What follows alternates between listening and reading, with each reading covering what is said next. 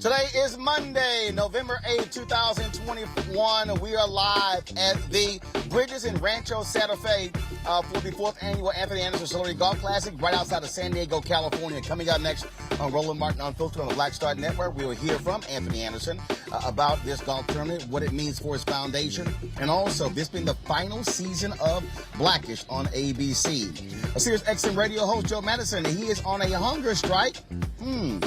Dick Gregory, his mentor. Wonder how he feels about that in heaven, because he's going to be on this hunger strike until the For the People Act and John Lewis Act are passed. Also on today's show, a Missouri prosecutor's investigation reveals a black man convicted of a triple homicide 43 years ago is innocent because he wasn't even at the scene. He is still behind bars. Also on today's show, day 2 of the trial of the 3 white men on trial for killing Ahmaud Arbery. We'll give the latest in that case as well. Also, we'll talk with the managing director for K-12 education policy for the Center for American Progress on how the right are weaponizing education against Democrats. And again, lots of interviews from folks here. Some great stuff we shot earlier as well, folks. It is always fun when we're here at the Anthony Anderson Celebrity Golf Classic, and we're here exclusively, only Roland Martin Unfiltered on the Black Star Network. It's time to bring the funk. Let's go. He's got it. Whatever the miss, he's on it. Whatever it is, he's got the scoop, the fact, the find. And when it breaks, he's right on time, and it's rolling. Best believe he's knowing. Putting it down from sports to news to politics. With entertainment just for kicks, he's rolling. It's on Go, Roll, Roll, y'all. It's Roland Martin, yeah. Rolling with Roland now.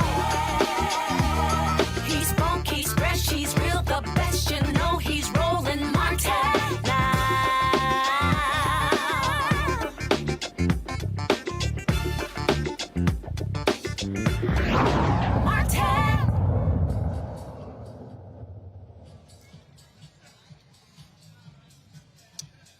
Folks, we're live at the Bridges in Rancho, Santa Fe, California, just outside of San Diego. This is the 4th annual Anthony Anderson Celebrity Golf Classic. It literally just ended about 20 minutes ago. Now it's time for the award ceremony, for the after party as well. It's always a great time being here for Anthony Anderson and his golf tournament. So we're the only folks broadcasting live from him. So we certainly appreciate him allowing us to do this, and glad to be here. In a moment, we'll talk with Anthony about this tournament, who it benefits, but also the final season of Blackish. And so, folks, we've got some also great stuff that we shot for you, some amazing video of us always kidding around, joking around. So can't wait to show you that. But first up, voting rights is always a fundamental issue for African Americans. Democracy is at stake. Freedom is at stake. And Joe Madison, longtime radio talk show host in the Broadcasting Radio Hall of Fame, he has launched a hunger strike. Said he is going to be on that hunger strike until Congress passes the For the People Act and the John Lewis Act. He joins us live right now. Joe, glad to have you on the show. So, why'd you decide to do this? When did you decide to do it, and why now?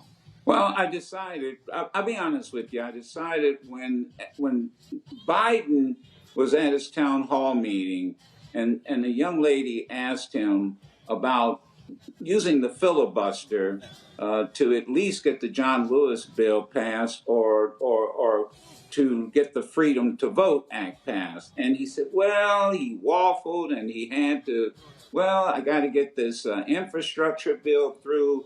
And then I started thinking about the first Reconstruction, the compromise, and I don't want to get too deep into the history, but you know it, Roland, 1877, the compromise, and once they compromised and Rutherford became president by one vote in Congress, the first thing they went after was the vote, was the franchise. It was the upstart of the Ku Klux Klan, terrorism. And for 60, 70, 80 plus years, the impact was devastating. So here we are, 21st century, and I'm going, whoa, wait a minute. None of this gets started. Biden wouldn't be in office if it wasn't for the black vote. This does not make sense. Why are we on the back burner? And I realized one of the problems was that there's no tension. Martin Luther King Jr., Roland, used to talk about creative tension. You remember when the story when he, after the 64 Civil Rights Bill, he said, we got to have a voting rights bill. 65, he said, well, make me do it. And that's exactly what I'm doing. Look, they have 3 options, and everybody keeps trying to suggest in the Senate, well, these options won't work. The first option would be to blow a hole in the filibuster.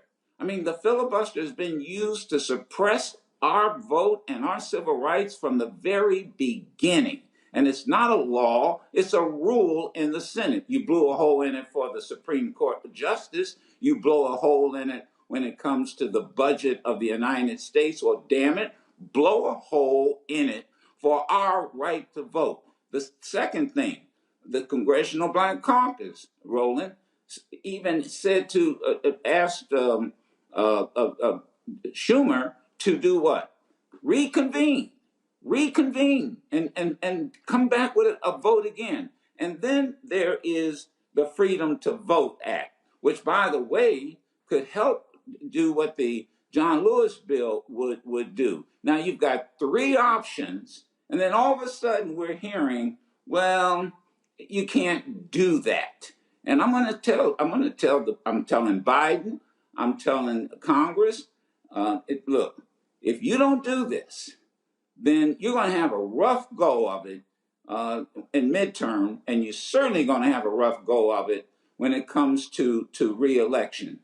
And then I got to be honest with you. You know, Dick Gregory and I were very close. And I kept, I started channeling Dick. And I said, what would Dick Gregory do? And, I talked to his son, Christian Gregory, and he said, you know what he would do, Joe. And he would go on a hunger strike, and he would draw attention. And that's exactly what it is. I would just say to you, Roland, 50 years from now, I don't want my grandchildren and great-grandchildren to have to deal with voter suppression. There are, 400 pending bills in 49 states to suppress our vote. 400 bills waiting right now in 49 states. So what we would end up with, it would be what we would call the end of the second Reconstruction. And so, people say, well, what's going to happen to you, your health? It's not about what's going to happen to me. It's what's going to happen to our grandchildren and great-grandchildren. And then I'm going to tell you, man, the one person, I don't even know how he can sleep at night and look himself in the mirror, is the congressman from South Carolina. How that brother, and I say that loosely, how that brother, you mean Senator Tim Scott, the senator? The senator? Yes, Senator Tim Scott. Man, South Carolina had almost more blacks in the state legislature than any other state, and had sent members to Congress. His forefathers must be rolling over in their grave.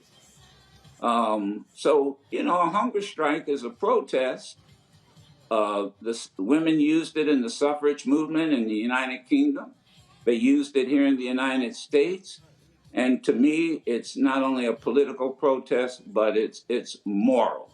And that's why those are all the reasons that I decided to do this. And you know me for many years, Roland. I'm very serious about this, and I think we all better be serious, because this is not business as usual. Joe, you're absolutely right. And here's the deal. All the White House kept telling us is, look, the infrastructure bill is important. Guess what?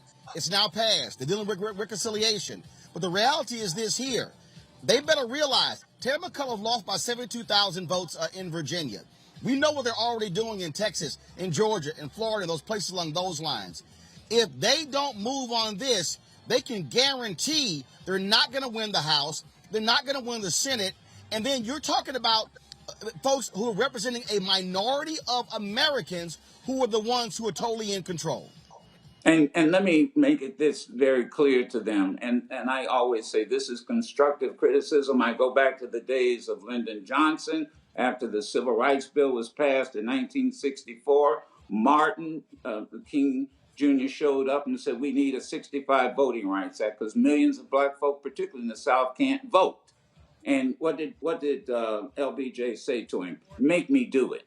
And that's exactly what we all have to do about. Now, everybody may not do a hunger strike, but damn it, we can do something. Everybody can do something. And we've got to have more than moments. Professor Ron Walters once was asked what was the difference between a moment and a movement, and it was sacrifice.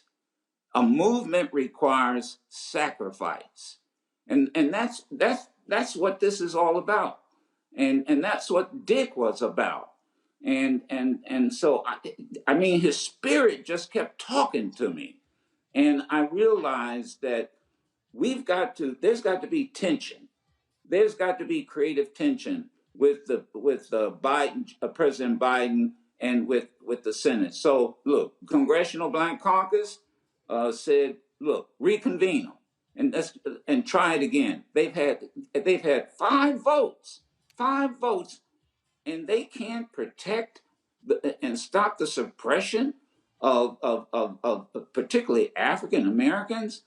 And then I said, well, you can blow up the filibuster. I mean, and then that would certainly give you, well, I'll lose this Democrat or I'll lose that Democrat. Well, if those Democrats want to go down in history as being on the side of Dixiecrats in the late 1800s, then that's how history is going to look at them. But I'm not going to sit back here and have my children, grandchildren, and great grandchildren look at me and say, well, what did you do about it?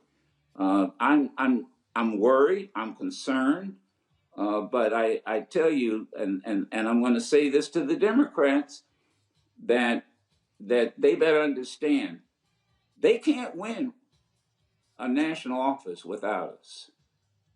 They can't win without us. That is a fact. They cannot win without us. So you damn well better do what John Lewis said.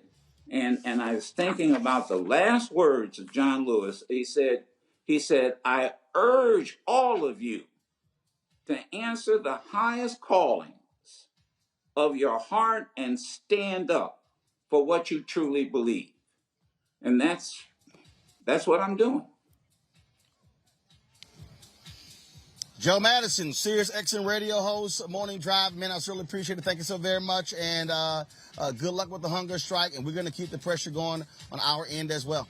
I know you will, Roland. And I just love you and appreciate your support all these years. And, man, thank you for doing. And, they ought to show up on your show and talk and explain themselves. They need to show Absolutely. up on all our agree. shows. I mean, really, show up on all our shows. And you can show up on CNN. That's right. and all these other. Show up on our shows and explain yourself. That's what has to be done. Well, so I love you, Roland. It's been more than a year. I've been trying to get Speaker Nancy Pelosi on, absolutely. And so we're going to hit the White House every single day, getting them to understand they got to answer to this, and we're not going to be silent until they do. Get rid of that filibuster. All right, sir. Go ahead and take the vote. Take the vote. Yes, sir. Thank you, man. Yes, sir. All right. Love you, Joe. Take care. Tell the wife I said hello. Folks, let's go to our panel. Joining us right now is Makongo Dibinga, professorial lecturer, who joins us right now. Also, we have, of course, Dr. Julian Malveaux, who joins us as well. And we have Pastor Lee May, Transforming Faith Church, former CEO, as well. So glad to have all three of you here. Julian, I want to start with you. It's pressure. That's the only thing they're going to know. And this is where folks got to be in Biden's face, in Harris's face, every single day. They are going, again, we have not had one time where President Joe Biden has called Democratic senators who do not want to end the filibuster to the White House to appeal to them directly. Hasn't happened. President Biden has wussed on his promises to Black America. He said he had our back. Our back requires our vote. He has not put himself out there for the vote. And so, yes, he has to be pressured. The Congressional Black Caucus actually stepped in to make it possible for this infrastructure bill to pass. So how come they can't step up now to make sure we get our vote? When you look around the country, what you're seeing is many ways that the Black vote is being suppressed, is being taken. And I love Joe Madison. I appreciate him so much. The hunger strike, I pray that he does not have to go hungry too loud, but I know that the president has dropped the ball and the vice president, and we all love her. We love our sister, but come on, sister, step the you know what up. It really is, Roland, as you know, it's galling that we were the margin of victory for the president, and he has not been the margin of power for us. The thing here, Lee, you understand, being an official, that politics is about counting votes. And the reality is the only way these bills get passed if Democrats actually end the filibuster. That is the only way. And the president simply has not done enough. He has not leaned on the Democratic holdouts enough. I don't recall a specific meeting where he brought them to the White House. Haven't seen it. He has to be far more vocal. Here's the deal: you got your $1.2 trillion infrastructure bill. It's there. Now what? Absolutely, man. You know, the president, love him to life, right? I'm a pastor, gotta love everybody, but his words have been much bigger than his actions. You know, we used to say when I was a kid, he was talking about it, but he's not being about it. He's not really doing what he's saying is really important. And the reality is, you know, look, I'm here in Georgia. We are the tip of the iceberg in terms of voter suppression. And why did that happen? Because back in January and back in November, we changed the landscape of this nation because our people, we came out to vote in record numbers. We came out to vote to determine what the United States Senate looks like. We elected a black man and a Jewish man to the United States Senate. And before that, in November, we elected President Joe Biden and Vice President Kamala Harris, and we've done what we're supposed to do. But now our state legislature, like so many other legislatures around this country, came back with these suppressive laws to prevent people from voting. So we need federal resolve. We need the Freedom to Vote Act and the John Lewis Voting Rights Advancement Act to pass, and we can't let a rule that is established in racism and historical suppression of black people, we can't let this rule stop us. And let me say this one last thing.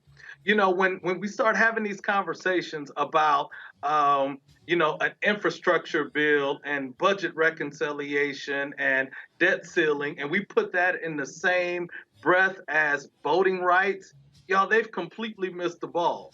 You know, we're not talking about policy. We're not talking about a sociological or political ideology. We're talking about the fundamental foundation of this country. And if we can't protect everyone's right to vote, free and unfettered, y'all, then they have really missed the boat, and they just look at us as a political pawn, and we need to speak up about this.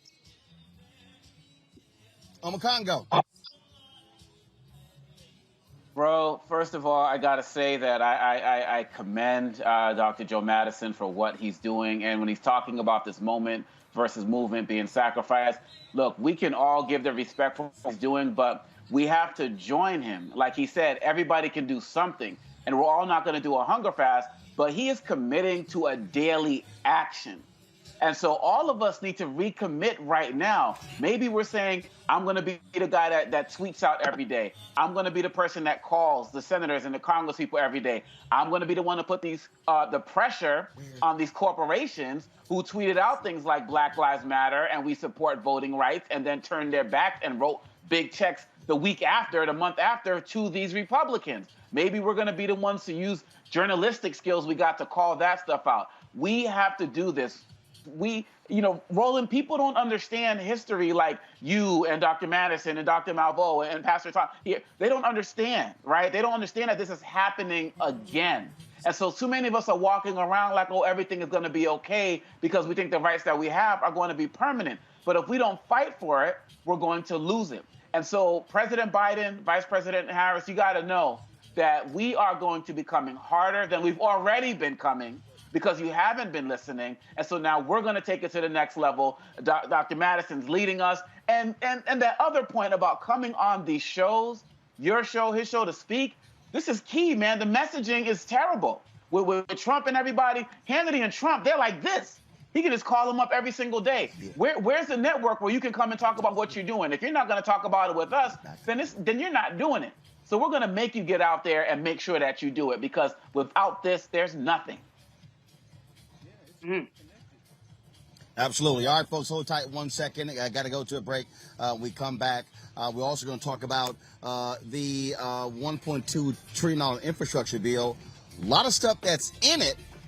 Folks don't know what's in it. We're going to discuss that. And also we're going to talk about what do Democrats need to do to actually get that messaging down to the public, especially with President Joe Biden's approval numbers going much lower. Plus, we'll be talking to Anthony Anderson here at the 4th Annual Anthony Anderson Celebrity Golf Classic here in San Diego. You're watching Roland Martin Unfiltered on the Black Star Network. Back in a moment.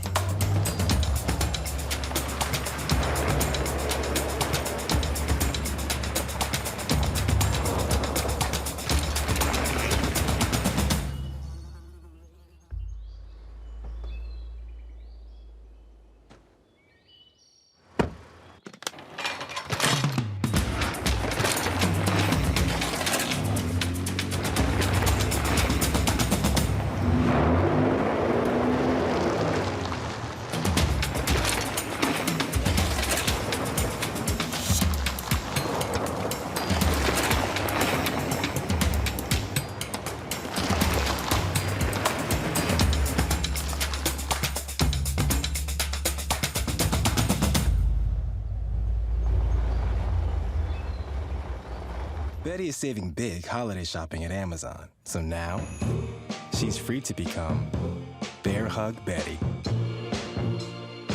Settle in, kids. You'll be there a while. Ooh, where you going?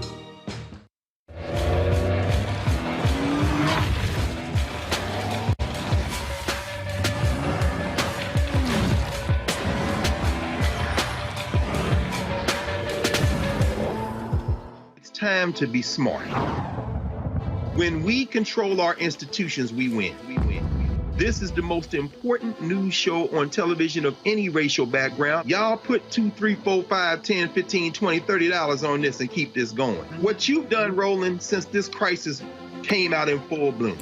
Anybody watching this, tell your friends. Go back and look at the last 2 weeks, especially of Roland Martin Unfiltered. I mean, hell, go back and look at the last 2 days. You've had sitting United States senators today, Klobuchar and Harris. Whatever you have that you can bring to Roland Martin Unfiltered to support it, please do, because this information may literally save your life. Watch Roland Martin Unfiltered daily at 6 p.m. Eastern on YouTube, Facebook, or Periscope, or go to RolandMartinUnfiltered.com. Support the Roland Martin Unfiltered Daily Digital Show by going to RolandMartinUnfiltered.com. Our goal is to get 20,000 of our fans contributing $50 each for the whole year. You can make this possible. RolandMartinUnfiltered.com.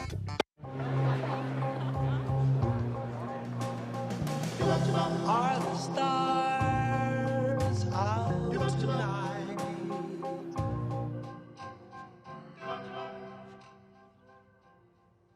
Alexa, play our favorite song again. Okay. I only have eyes for you. What was your salary last year? About $18 million. It pays to be a member of Joe Manchin's family. Follow the money. Joe Manchin has represented West Virginia for 40 years. Delegate, state senator, secretary of state, governor, U.S. senator. 40 years, and West Virginia is still the second poorest state in the country. Economy. West Virginia ranks 48 out of 50 states. Thank you, Joe Manchin. Healthcare. 47 out of 50 states. Thank you, Joe Manchin. Education, 45 out of 50 states. Thank you, Joe Manchin. Infrastructure, wait for it, 50 out of 50 states. Manchin has an estimated net worth of $8 million, Follow the money. while the average annual income of West Virginia is just $26,000. Manchin receives a taxpayer-paid salary as a U.S. Senator of $184,500. So he didn't get his $8 million there. Nice yacht, Joe. So where does all the money come from? Manchin receives $491,000 annually from his son's coal brokerage company, EnerSystems. His wife, Gail Manchin, received $613,000 from EnerSystems. That's $1.1 million to Manchin and his wife from his family's energy company. Manchin makes 5 times more from his family's energy company than he does as a U.S. Senator. Joe Manchin has blocked President Biden's infrastructure plan from moving forward because he wants to kill legislation to replace coal-fired plants with clean energy. Manchin is selling out his own country to protect big coal and big oil who own him. Joe Manchin, I talk to his office every week. He is the kingmaker, and he's not shy about sort of staking his claim early. The chairman of the committee that regulates coal shouldn't be a part owner of a coal company. This is Heather Manchin, Joe Manchin's daughter. After lying about having an MBA, she was named CEO of Mylan Industries. She artificially jacked up the price of EpiPens by 461% and was awarded with a 671% salary increase. West Virginia is poor, poorly educated, and broken, but Joe Manchin and his entire family have become multimillionaires. West Virginia, abused and suckered for 40 years by Joe Manchin. Time to be smart. Roland Martin's doing this every day. Oh, no punching! Thank you, Roland Martin, for always giving voice to the issues. Look for Roland Martin in the whirlwind, to quote Marcus Garvey again. The video looks phenomenal, so I'm really excited to see it on my big screen. Support this man, Black Media. He makes sure that our stories are told. See, this difference between Black Star Network and Black-owned media and something like CNN. I got to defer to the brilliance of Dr. Carr and to the brilliance of the Black Star Network. I am rolling with Roland all the way. Honored to be on a show that you own. A black man owns the show. Folks, Black Star Network is here. I'm real revolutionary right now. Roland was amazing on there. Stay black. I love y'all. I can't commend you enough about this platform that you've created for us to be able to share who we are, what we're doing in the world, and the impact that we're having. Let's be smart. Bring your eyeballs home. You can't be Black-owned media and be scared. You dig?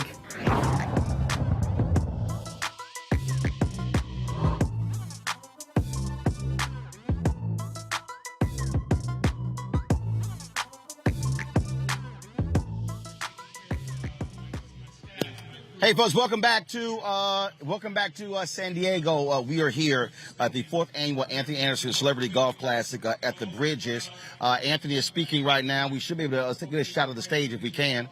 You can actually hear him in the back, and so he's there addressing the folks upstairs. And let's see if we can go to the stage.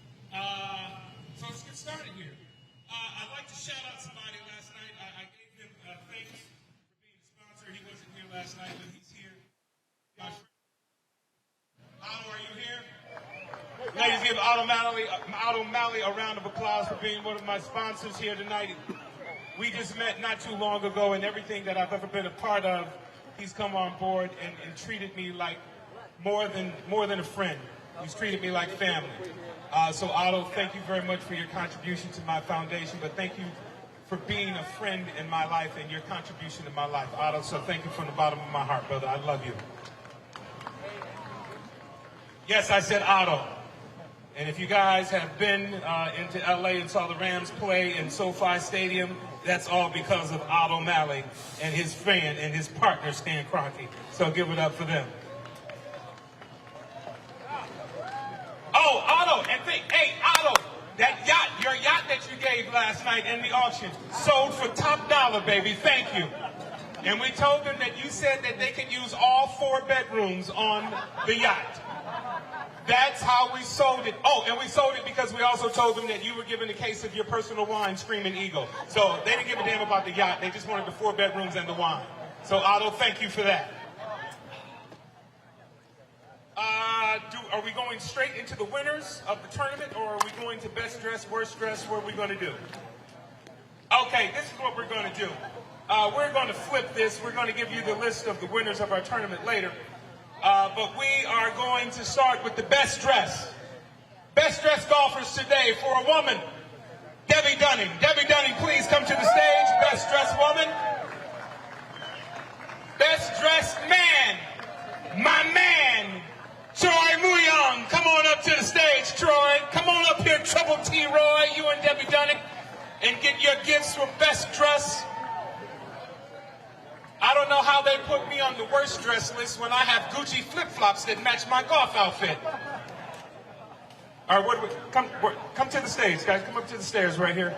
I guess we have something. It's a little slippery. Whoever's going to walk up here, please be careful walking on the dance floor. It's slippery. Debbie, congratulations. Thank you. There you got it. All right. Oh, come on, let's take this picture. Come on.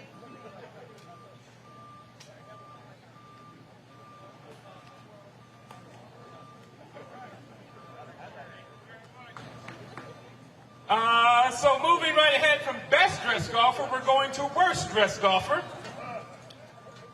Worst dressed golfer for a female. Seema. Senapur.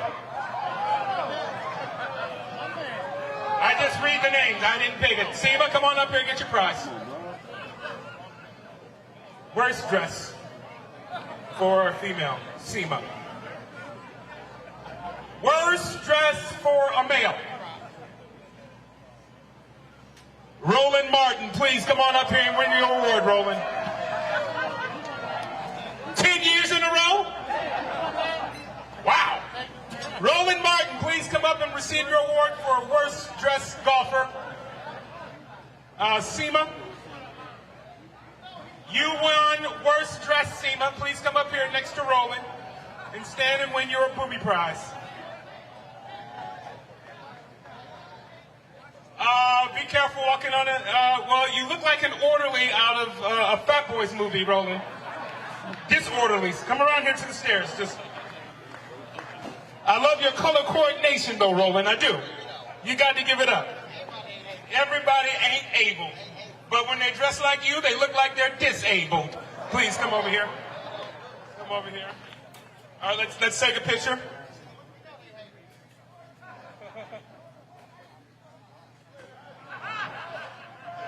The ice cream man is coming!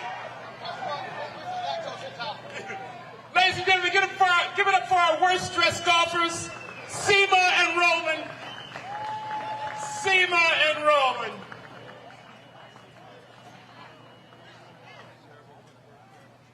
Moving from worst dressed golfer to the worst scoring team of the tournament. That team is the team of Jim Wilkes, George Lopez, Steve Monroe, Jerome Phillips, and Willie Jerome. Only two of these 5 names I called are actually here today. Willie Jerome and Willie Phillips, are you even in the building right now? Yes. The best dressed male was Troy Muyong. He came up. Piano, stop drinking. All right. All right, well, that's it. Worst scoring team. They're not coming up. They're the worst scoring team. I think they quit halfway through the tournament. All right. You should have played that when I said Roland Martin.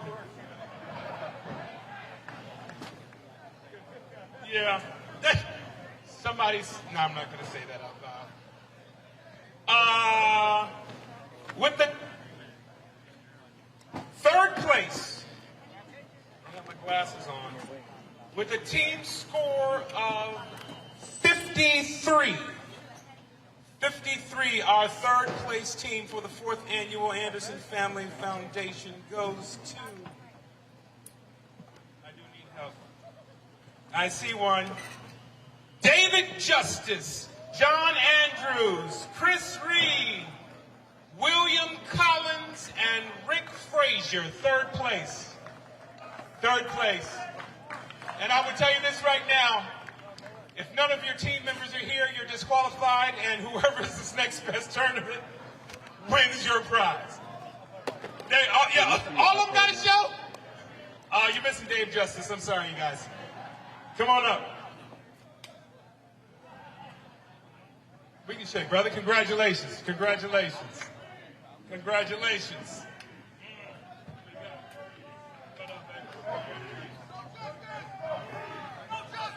You gave him the card. No justice! No justice! No justice! No justice, no prize.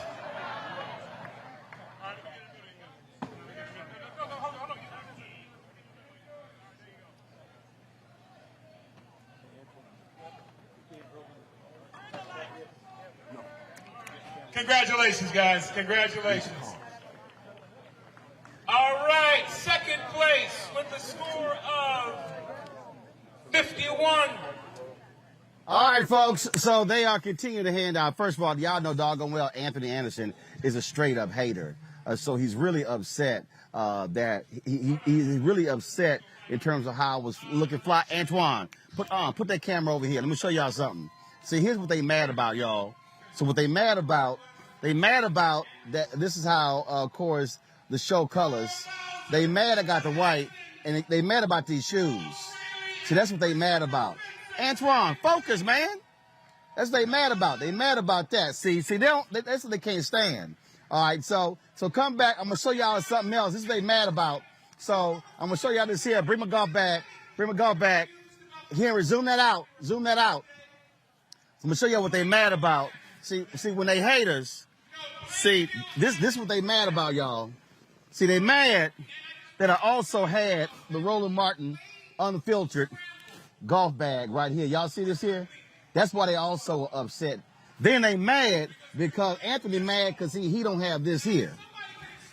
He ain't got his name on it or his picture on it. You see this here? See, he mad. This is why he upset. This is why he upset. He mad because it don't look like this here. That's why they hating. But it's all good. It's all good. See, that's how we do it. So it's all right. See, Lee, Omakongo, Julian, they can't handle that level of coordination. See, they don't like that level of branding. See, I ain't wearing nothing that say Anthony Anderson on it. If I'm going to wear something, it's going to say Roland Martin Unfiltered, damn it. We going to have our own brand going on. Right. Y'all, I can't hear the panel. Because of I think he's also mad, too, because y'all had the exercise challenge going, and he had the whole fake sweat thing that he said he was losing last year and everything. So I think it's just consistent, man. He's going to keep coming at you. He can't deal with your greatness. all that water weight. He talking act like it was real weight. You are definitely well coordinated today. I love it. I don't know how they could make you worse dressed. Like they ain't nothing but hate. They hate us. Julian, they hate us. First of all, SEMA is always fly on the golf course. And so that's what you got. You got jealous people. They jealous. They just, I mean, that's what happened when you from Compton, like Anthony is. They just jealous. It's all good. It's all good. So it's all Southern California. Just refer him to the pastor. No. I didn't diss Southern California. I didn't diss Southern California. I diss Anthony. That's what I did there. All right, y'all. We're gonna talk to that fool in a minute. Let's talk about this here. Of course, Democrats were rejoicing when they were able to pass the $1.2 trillion infrastructure bill that's going to be used for a variety of purposes, including the electrical grid, including pipes, roads and bridges and ports, broadband, those things as well. But Lee, this is the thing that it's one thing to pass something. It's another thing to sell it. And here's what I don't understand. Today is Monday. Why in the hell isn't Biden and Harris on the road selling this? Let me tell you what they should do. Every single project that is funded by this should be a big ass sign paid for by President Joe Biden, Vice President Kamala Harris. Smart mayors do that. They put their name on everything that is being built in a city. That's what they better do. Don't make the same mistake President Obama did when he had the stimulus bill and all these Republicans who voted against it lined up like money, asking for the money, and then not taking credit for your own success. Because trust me, Man, Trump and the Republicans would have been taking mad credit had they done an infrastructure bill, which we know they never did for 4 years. Absolutely. You know, I used to, in my previous life, I was a local elected official. I was a county commissioner, and we call in DeKalb County CEO. That's like the mayor of a city. And we handled local projects. Man, I will go around the country with signs talking about this is your pothole today. Tomorrow it will be filled because of this infrastructure bill.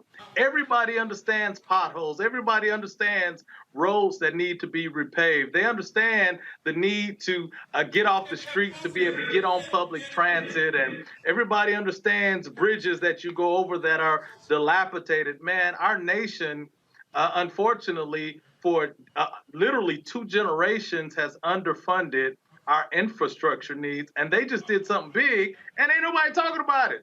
They letting these Republicans talk about critical race theory and all of this stuff that don't have anything to do with everybody's day-to-day life, and they should be on the road telling their story about what this is going to do. And every time there's a bridge fix, every time there's a pothole filled, they should have a representative out there, you know, telling people this is because of this legislation. Elections have consequences, and when you elect the right people with the right policies, these are things that should happen. But I'm saying that to say this is a good bill and all of that, but I hate to go back to the voting legislation. But even as good as this bill is, y'all, I'm sorry, as a black man, as a person that is represented by people of color and all of that, man, you know, this is good, but man, this doesn't mean a hill of beans if we don't deal with voting rights and equal access and unfettered access and removal of these voter suppression laws through the resolution through federal legislation. But yeah, man, they just it's as if they don't know how to talk, and they're letting their opponents, their political enemies, win the day in terms of their messaging, and it's unfortunate. I'm going to bring in Koya Harris. She's the managing director for K-12 education policy for the Center for American Progress into this conversation as well, because we've seen the same thing. All of these people who voted in Virginia for, who didn't vote for Terry McAuliffe, who voted for Glenn Youngkins, talking about how education is their priority. And again, in the bills that have been passed, Republicans voted against education funding. Democrats passed it. You got to tell folk what you did in order for them to know. Ashe, yes, you do. It is beyond me why, as you said, there aren't signs going up, fireworks, everything to let folk know that this infrastructure bill passed. One thing that wasn't in the infrastructure bill is money for repairing our dilapidated school buildings. And so when we talk about disinvestment over decades, there's been a lot of it. And instead of, what I will say about Virginia is that McAuliffe lost the race, not that Youngkin won it. People understand what was happening in terms of the fear mongering around CRT.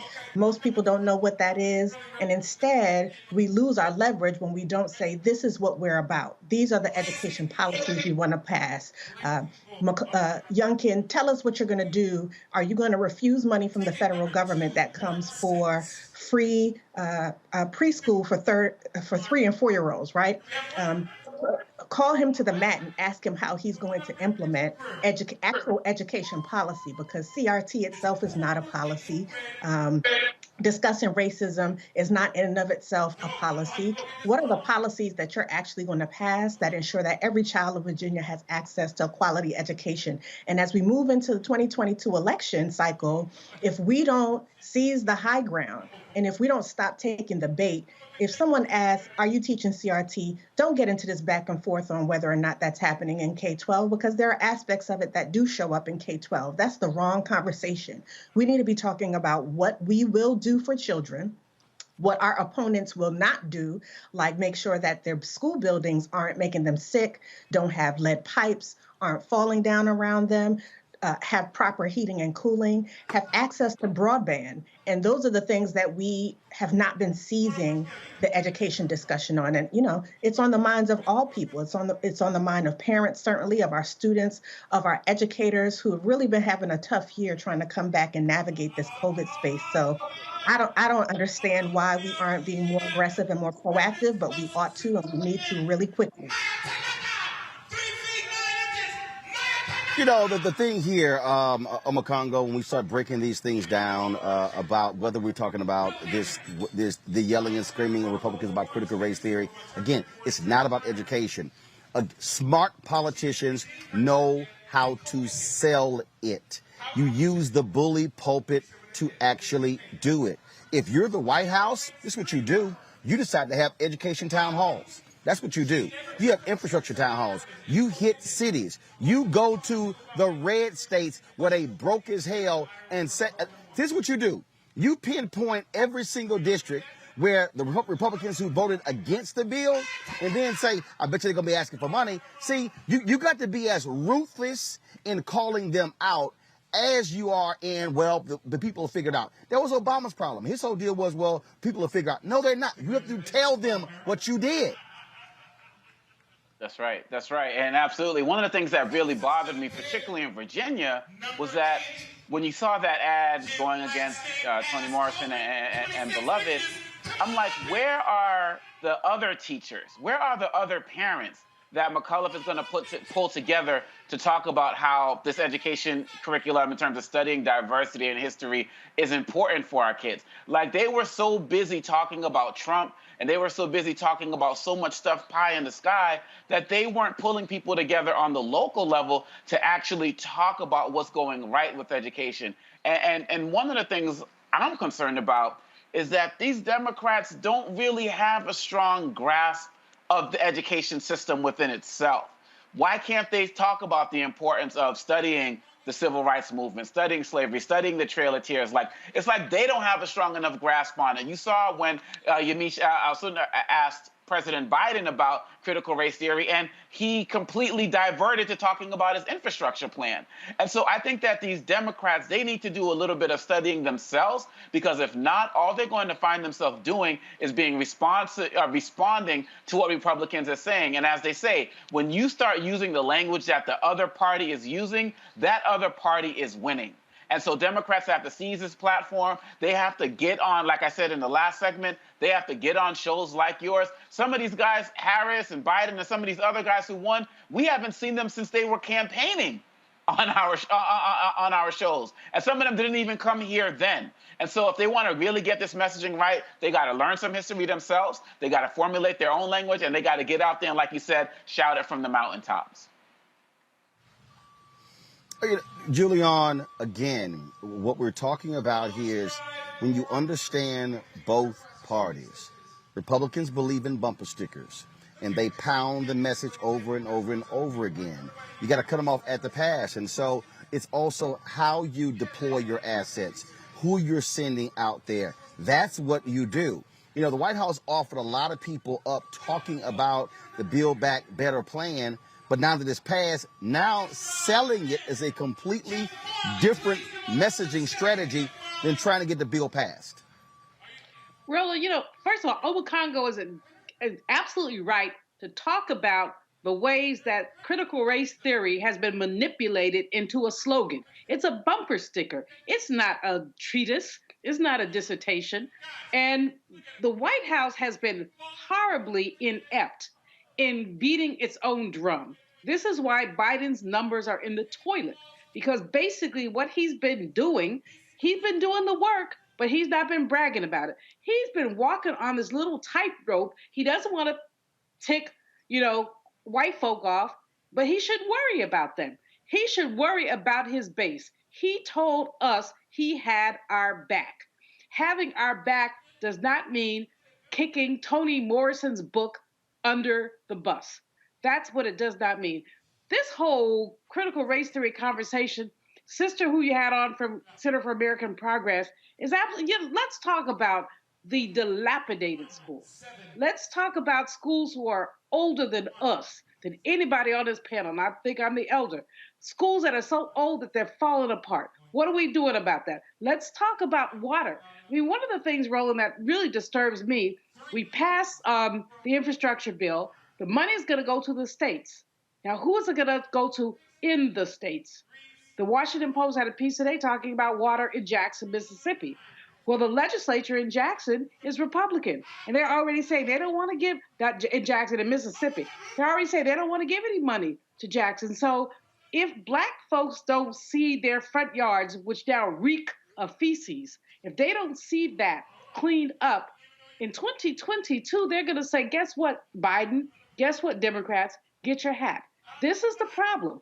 The Democrats don't tell their own story. The pastor is right. When certain Republicans, mayors do stuff, their name is all over the place, they will have a ribbon cutting for a sewer. And what the White House has done, or the house that enslaved people built, I don't like to call it the White House, but what it has done is hidden behind its victories, and that's going to be the downfall for the Democrats.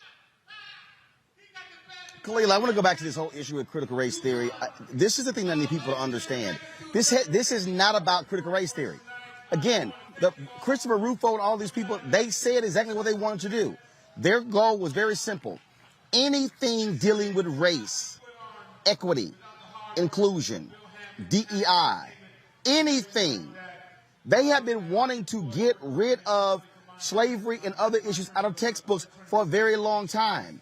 This is not about critical race theory.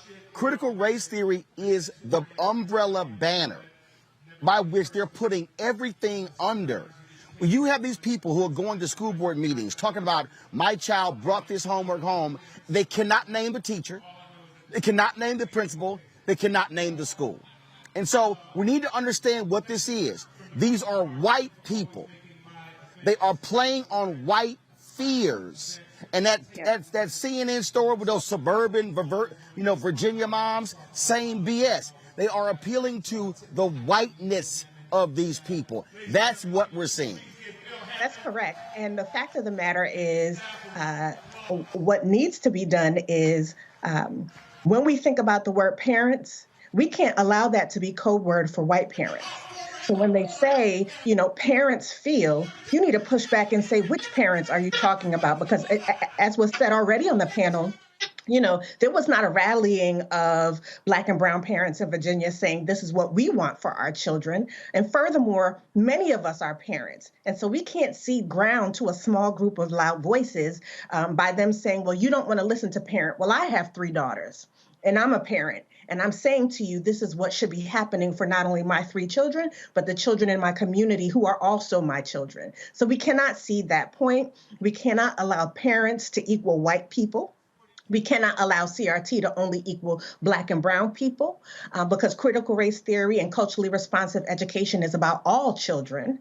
And frankly, when you go into Appalachia with classrooms full of blonde hair, blue-eyed white children, and they don't have access to clean water and they don't have access to quality school buildings, absolutely, the Dems need to be on the trail saying, do you want your school building to be brought into the 21st century? Do you deserve access for your children here in tribal country, here in Appalachia, here in other suburban communities so that your children can be world-class citizens? And unfortunately, those are not the things that we're saying. But most of all, we cannot see that the term parent means white people because we are parents collectively. And as a community, we know it takes village work. So when we're talking about policies, we need to ask people to be specific on what they're talking about. And we also need to say what we are going to do, not just what we're against. Frankly, again, McAuliffe lost that race. I will not see that Youngkin won the race. He won the election, but McAuliffe made some missteps that really isolated parents and said to parents,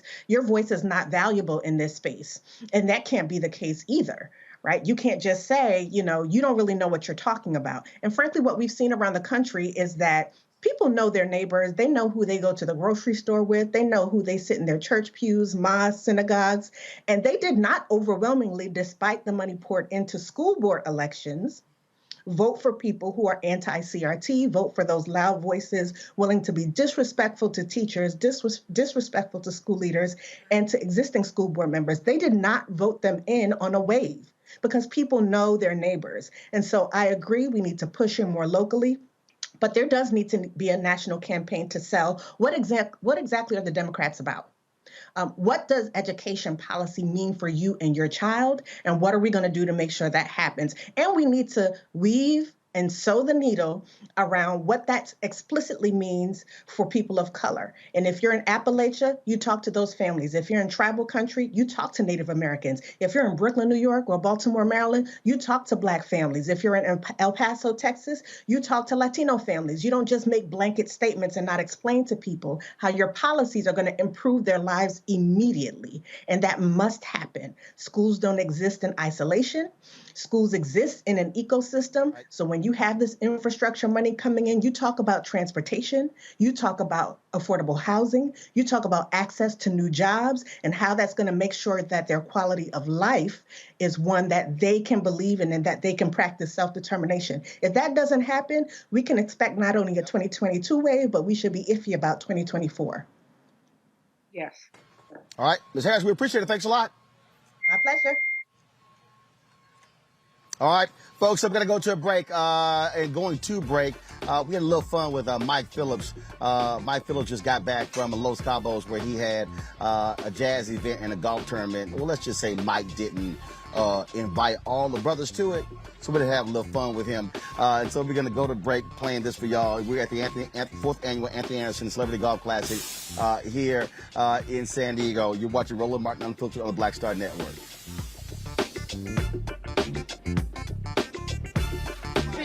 All I'm saying is, fuck Mike Phillips, buy Kenny Chica beer. Oh, shit! Whoa! Because he ain't invited us. That's all I'm saying. You got to invite. I can still listen. Ain't that yo. So, I'm just saying. So CC, just give me shit. Be like, yo, how can we invite Yeah. How can you invite me to the Right. Hey, Flex, Yo, did you get invited to the Mike Phillips Los Cabos golf tournament? We had a little conversation. So you got an invite. So you didn't get an invite either. And I know him longer than everybody here. Now, hold up. But when he tries to sell tickets to a show, can you tweet this? Can you post it? Can you send it out? Ain't that some bullshit, dog? Because that's worth money. Right. That's worth money. And hold up, do we charge him to put our followers? Not at all, because of our kind hearts. Our kind hearts. But that bitch ass didn't invite us. We got no invite, no text, no email, no pigeon. Oh, so you had the same conversation, huh? Yes. Okay, all right. Got it. We good for next year. We good for next year. Oh, yeah, we good for next year. We good. Right. He broke it all down. I ain't posting shit for the next 364 days. Nothing.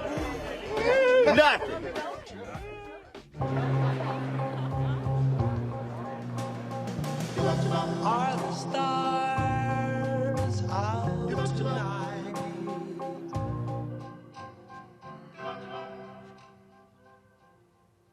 Alexa, play our favorite song again. Okay. I only have eyes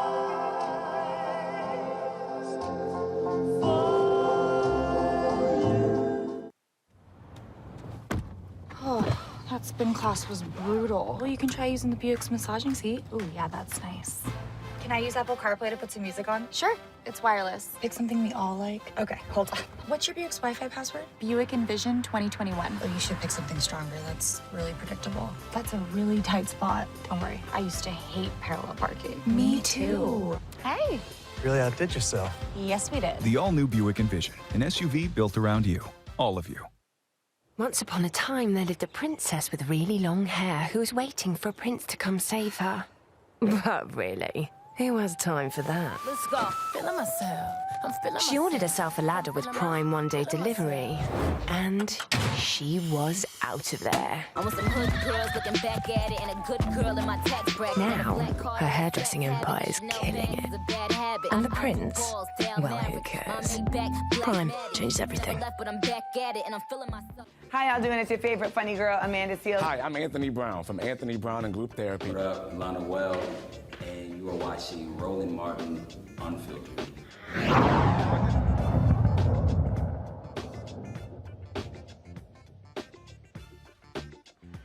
Hey, folks, welcome back to the 4th annual Anthony Anderson Celebrity Golf Classic. Glad to be here.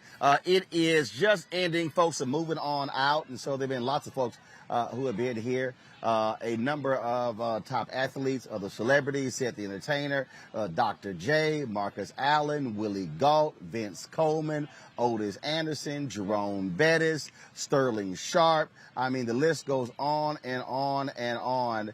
And one of the folks here who is a true lover of golf and is all about getting black folks into the game is my next guest, Wendell Haskins. Wendell has worked in the game for quite so long, has the original Tee Golf Classic every single year. We have not had it because of COVID. The last couple of years, I played in it any number of times. He has some of the top up-and-coming young black golfers who have been in this. What's up, man? What's up, bro? I'm all good. Good to see you, brother. Always good to be in your company. Glad to have you here. This is, look, there's a bunch of brothers who have these type of golf tournaments. That's right. It's sort of like our own mini circuit. It is. Where we see each other at all of these golf tournaments. And a lot of people, it's amazing people say, man, y'all trying to be bougie, brothers not playing golf. I keep telling people, it's not just entertainers or celebrities who play golf. It's brothers and sisters out there every single day who are playing at Cedar Crest in Dallas, who are playing at Gus Wortham in Houston, at Herman Park, who are playing at Teddy Rose golf course, Rogers Park in Tampa. All over we go on and on and on in every city where you have brothers and sisters playing golf for a long time. I mean, it goes back as far as you can think of how black folks have been playing this game, and it's good to see events like this and how we've grown and gone to every facet of the game. And these things, like you said, you're right. They're like reunions for us to see each other and fellowship and catch up with one another, talk business, exchange information with folks. And that's what black golf used to be back in the day. Places where you would get together and exchange information. They would have things where banquets and entertain one another and performances, and that's really where a lot of things happen for folks, in years past. We have been, of course, busting these folks in the advertising business when it comes to supporting black-owned media. And you have been waging war against the golf industry about inclusion of black folks, too. That's right. As executives, I've been a strong advocate for, people of color at the executive level in professional golf. I spent some time working at the PGA of America and, was quite vocal about what that experience was like. And, the entire industry needs to see more people of color incorporated into the boardrooms and at the executive level. And with that, I mean, we're talking about billions of dollars. We're talking about, and they love us spending, not necessarily want to spend on us. And it's about also funding those up and coming brothers and sisters who are out here trying to get golf scholarships, who are trying to also go pro. That's right. To go pro, HBCU golf is hugely important. As you know, we've seen a kind of a newfound interest in supporting HBCU golf. See people like Phil Mickelson giving Jackson State $500,000, and obviously the program at Howard with Steph Curry being involved with the HBCU program there. I mean, it's really important that the industry comes together to support people who have the potential to play at the highest level. Oh, absolutely. Yeah. Also, real quick, tell folks about the golf show you put together. Yeah, so I have my golf show, The Club Life, which is on CBS Sports Network. And talk about advertising. We've talked about that as well, because this is obviously a black-owned business, so to speak, on a major network.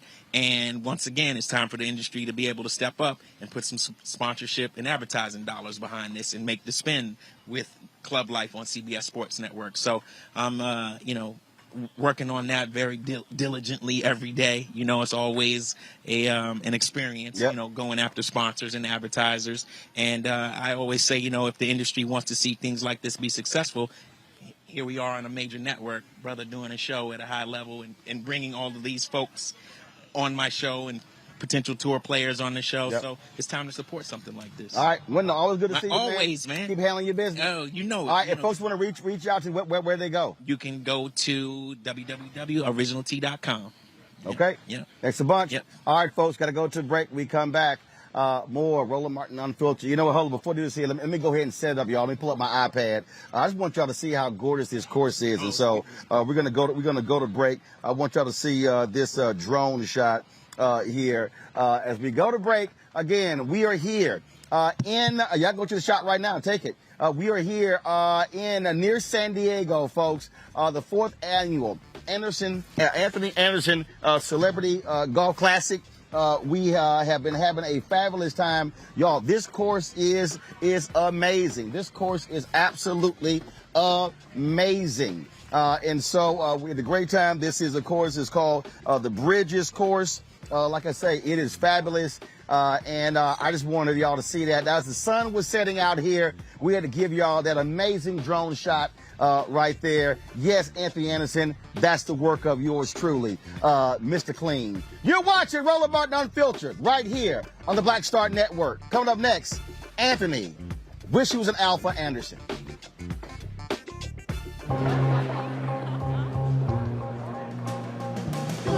Are the stars out tonight?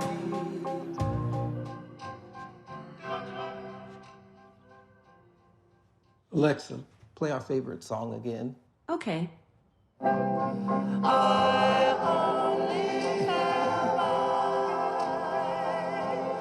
for you.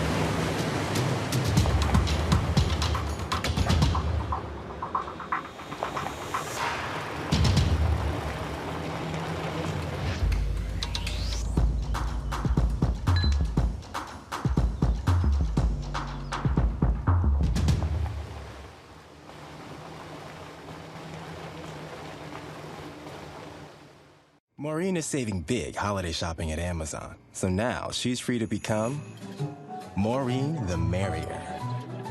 Food is her love language, and she really loves her grandson. Like, really loves. Hey, I'm Deion Cole from Blackish. Hey everybody, this is your man Fred Hammond, and you're watching Roland Martin, my man, Unfiltered.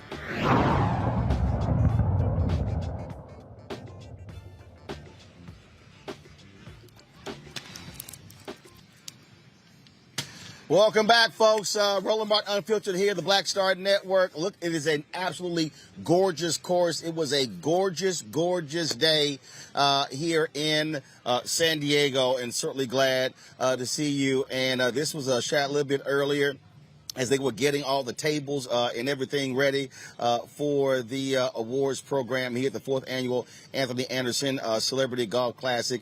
And Anthony joins us himself right now. You see, this ain't TV One. No. See, this ain't. No, I'm just not.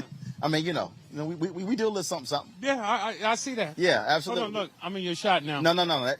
Boom, we got you right I'm there. in your shot. No, Okay. we got more than one camera. Yeah, see, we I was trying to get in your shot. we can afford more than one camera. Okay, I got you. Yeah, you want to hold the microphone up? Yes, sir. Yeah, because it's bi-directional microphone. Okay. Now they can hear you. Okay, you can hear me now? Yeah, they can hear you now. Cool. All right. They can hear you now. All right. So what's going on? The folks who were on the chat, they were sitting there saying, "Oh, ain't no way in the hell me and Seema got worse dressed." But we understand haters. We understand. I don't know who's hating on you. I don't understand. I don't know. All I did was read the names on the list. Handed you. Yeah, I didn't vote. Right. I don't know who voted. You know who voted? I don't know who First voted. of all, like in the last we don't even know if anyone actually voted. Exactly. Right. So I'm gonna contest this election like Trump. You should, but you won. Huh? You won. What? Well, you can contest the results. Right. But you won. Well, actually, I didn't win. It was just granted. Okay, according to the people. Right, but you don't know if there was actually people who voted. I understand. Could have been bots. It could have just been like, you know Yeah, what? or just could have been Bill. Yeah, could have been Bill. Right, could have been somebody on the staff. Yeah, could have been. That's all it is. Could have been. All right, so this is the fourth year. So who does this actually benefit? Several organizations, man. You know, I grew up in Compton, California, so we have the Compton Equestrian Center. There's also an aviation school in Compton. Also little grassroots organizations where $5,000, $10,000, $15,000 means the world to them. So these little grassroots organizations in the community in which I come from, and then bigger places like the Children's Hospital of Los Angeles, the LA Mission, the Boys and Girls Club of America. So that's who this foundation, or that's who benefits from my foundation. Gotcha. And of course, you have the Anthony Anderson Family Foundation. Mm-hmm. So what does the family do? What does my family do? Yeah, you put them to work. You make them. You know. My family. I really don't know what they do. You know, it's a collective thing, man. It's a collective thing. You know, we raised our children to help, and that's what they do. That's what they grew up doing. So you know, that's my family's contribution to what we do. You know, and in particular, you know, we would go to armories and pack boxes for the soldiers overseas in Afghanistan and whatnot. Send gift packages to them and things like that. And so that's what my children grew up doing. So that's their contribution. Gotcha. Always great to see a lot of familiar faces here. A lot of the brothers and sisters who fly into this event. You have it sort of all over. You've had that big horn before, and then decided to have it here. And so talk about that. Bringing a little flavor, a little color, a little soul. Let them know we're here. Yeah. Let them know we inside and outside. Wait, you tell me this. You've played both places now. Not that there's a competition or whatnot. How did you enjoy playing here at the Bridges this year? I think this is a more difficult course. A lot more undulation. Yeah, definitely. And you got to place your ball. And also it was a bit warmer. Because, see, last time we played, Henry, who works for me, damn near fell the hell out because of the heat. And then again, it was in May. It was in May. Yeah, we have it in May. Hot time to have it in But it didn't look, I'm from Houston, so I was like, it was close to like 105, and I was like, we're at 105. Right. You know, it wasn't no big deal to me. Right. You know, that's how I can handle the heat. No, I'd like to tip my hat to the staff here at the Bridges for, taking care of us. It was A1 across the board. I enjoyed it. Great course. This is my first time playing the course here. Oh, really? So every shot was a blind shot for me. But I love the course here. Phil Mickelson, who I've become friendly with over the years, is a member here and lives in the community, told me that I was going to love the course, and I did. And I did. So I'm looking forward to coming back here if they have us. Hopefully you didn't mess it up with your worst dressed outfit. Don't be at the hope you didn't mess it up with your loud music, with your 4 speakers on your golf cart. Well, that's what I do. Yeah. That's what I do. Why do you look like a caddy from the Masters? I don't. Yes, you do. I just show, first of all, the show colors are my high school colors. Okay. My Magna School of Communications. Okay. And we have our shirts in red, gold, black, and white. And so I chose to come out here looking clean. Everybody why not you shimmying your shoulders while you talk to me? Because that's how you do it. See, when you got swagger, that's how you do it. When you got swagger, that's how you do it. Plus, you got to have the pants that pop. Okay, pants that pop. Right. See, look, the cuff has to hit the door frame before you do. Really? It's swagger. Okay. It's swagger. Everybody ain't got it. No. I kick down doors, so my cuff still hits it. Oh, really? Yeah. In them shoes? Well, these are. Let's stay with the people, man. Let's stay on top. No, speaking of that, I'm paying him. Zoom in on them shoes. No, because my toes. You can't show my toes. Hey, man. I got a fungus on my toes. Damn, hold up. I need to put a mask on? No. This is like COVID? I need to put. What? Did you don't see show that big toe. Don't you show that big toe. Don't you show that big toe, sucker. Don't you show that Henry, hit him from that angle. Hit me with that angle. He can't have all the angles. Don't show the Damn. I did also bring some lotion out for Anthony because he was ashy when he came out. This is last year Blackish. Yes, it is. It's been a hell of a run. A nice 8-year run, man. And look, people need to understand that's rare. It's not. Look, a lot of shows don't even go a whole year. Yeah, it's rare, especially in the time in which we're living with all of the streaming platforms, all of the outlets that people can go to get entertainment, and to have a show resonate with an audience the way that we have for the last 8 years on broadcast television. Yeah, it's a big feather in our cap to do so. Absolutely. 8 years, 8 seasons, 24 episodes a season. And y'all had about 18 spinoff shows. You were on Law and Order, so that you say, well, look, he's still doing shows. So why? Because y'all had grownish, mixedish, whitish, Blackish, soulfulish. So, I mean, there's been a lot of issues. Maybe Spanish, maybe Jewish. Hey. There's a few out there that we haven't tapped into yet. Right, and you don't mind extra checks. Not at all. Yeah. Not at all. But so we'll see what happens. We'll see what the future holds. I think my panelists have questions for you. Julian Malvo, you have a question for Anthony Anderson? I'm going to give him this. Absolutely. I'm going to give him this. Well, you can just I hear your love question. those Yeah, just watching them damn fungus feet. Them fungus feet. I can hear you now. What's the question? No, the question is. Hello? Hi. The question is, in the charities. Hi, I can hear you. Yes. In the charities that you're giving money to, which of them focus on education? And as I was saying, if you didn't hear, I love those turquoise shorts. Thank you very much. Which of these charities? The question was which of these charities that I give to focuses on education. The ones that I mentioned, they don't. Other than the education of self and the education of what you can do in their community. But there are other organizations that my foundation writes checks to that do focus on education. What those are, I can't tell you right now, but that's what we do because education is key, and that's what we do. I still do a lot of work in the schools that I grew up going to in Compton, Roosevelt Elementary, Whaley Junior High School, and so on and so forth.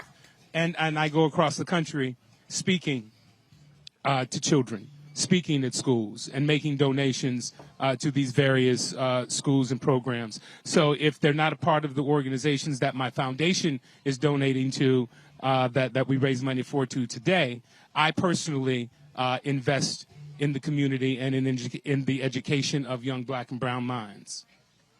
Anthony, I am Congo. Studies at Cal State LA. Oh, Julian, you get one question, Julian. You're being greedy. Julian, you're being greedy. Okay. Julia, I ain't got two earpieces. You're being greedy. On Congo, it's one question each. On Congo, go. Thank you very much. I didn't know the people were on the screen. I would have looked at the screen. Okay. No. You look okay, I'm a Congo. No, that's the playback. Look at the camera. Yes, sir. Well, first of all, thank you for everything that you've done in terms of the great role model that you've been for myself, my family. We enjoy everything that you all have produced with Blackish and all of the spinoffs. One of the questions that I would have is, you all seem that you are just in this other world, just of brotherhood and sisterhood when you're at these golf tournaments. What do you think it'll take to get more young kids from our communities interested in golf at earlier ages? So many are caught up in, football, basketball, baseball, and so forth. But it seems like there's something that can be there for young folks if we could just turn them on to it. Well, first off, young black and brown kids aren't afforded the opportunity to play this sport because we don't have golf courses in the neighborhoods in which we come from. We don't have the exposure to that. Once we are exposed to that, or it can provide that opportunity to these children, then I think things will change.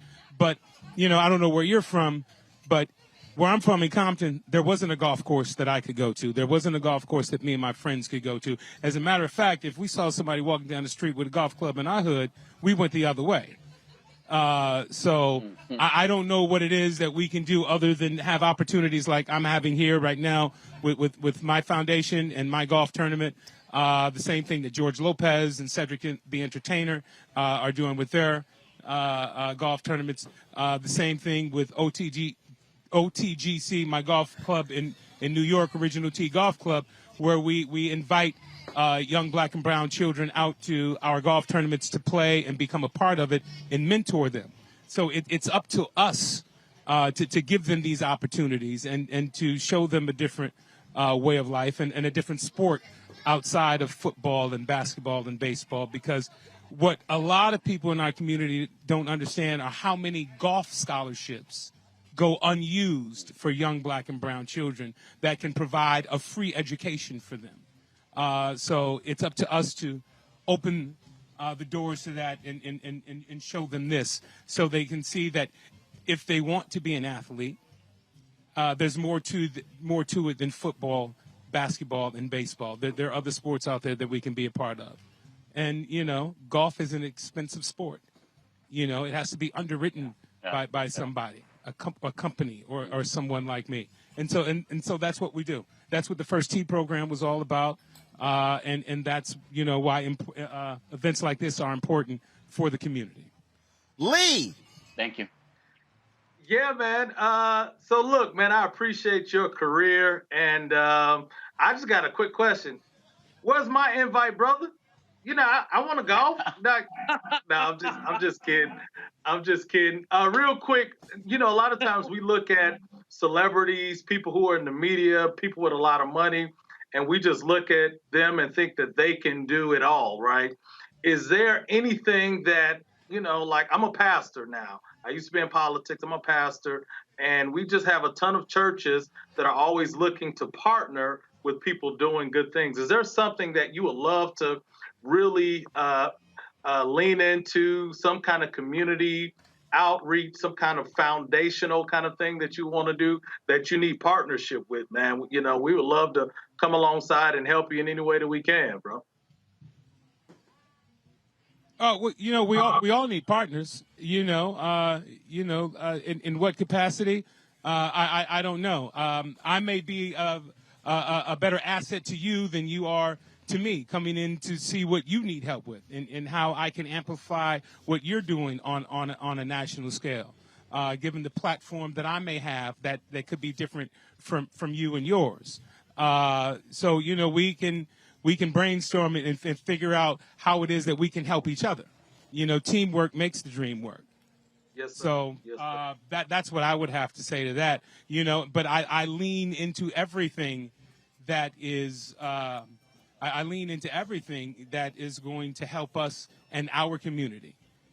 From an economic base, because the revolution needs to be financed. And we all need to operate from an economic base, because that is where the real power lies, and the decisions are being made. So that's what I'm leaning into now, talking about financial literacy within our community. So help me with that. Help me teach our young children about investment. And things like that. So they understand that $200 that they're spending on a pair of shoes, or the $500 that they're spending on a game console, why not buy $200 worth of stock in that company? Why not buy $500 worth of stock in that company? Something that's going to appreciate. And then, talk to them about ownership. That's what it's about for me. That's good. That's good. All right. Appreciate you, brother. Well, man, it's always good to see you. Again, show finale, wrapping up soon. But I'm sure you got some other stuff planned, stuff in the hopper. You want to stay in TV, or do you want to, big screen? See, when you used to be big, I needed to be on the big screen. You were on the big screen. Well, what was that kangaroo movie? It's called Kangaroo Jack. The Kangaroo Don't Jack. act like you didn't see it. No, man, I'm saying. Yeah, no, it is. I mean, I love to do it all. So we'll see what the future holds. Right now, I'm in the medium of television. There are a few opportunities there that I'm seriously considering, and we'll see what films are out there for me to do when I have the opportunity to do it. But right now, just leaning more into television. May flip it to the dramatic side after having a successful run on a sitcom for the last 8 years. Might just flip it back and go back to what I was doing on The Shield, on Law and Order and things like that. So we'll see. Maybe a little dark comedy. Right, and I see that the beard is returned to dark after COVID.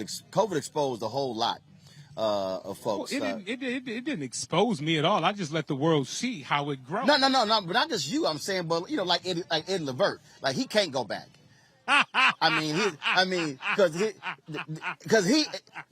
He's Santa Claus now. Yeah.